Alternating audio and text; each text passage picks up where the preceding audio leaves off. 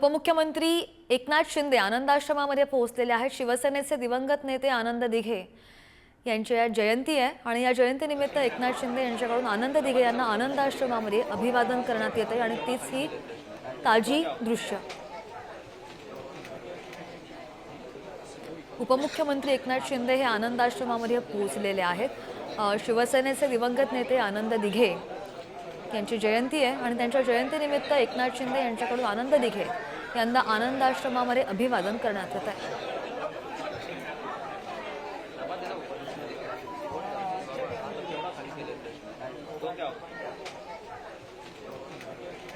त्यांच्यासोबत अनेक महत्त्वाचे नेते सुद्धा उपस्थित आहेत। यावेळी आनंदाश्रमामधून आपण ही ताजी दृश्य पाहतोय।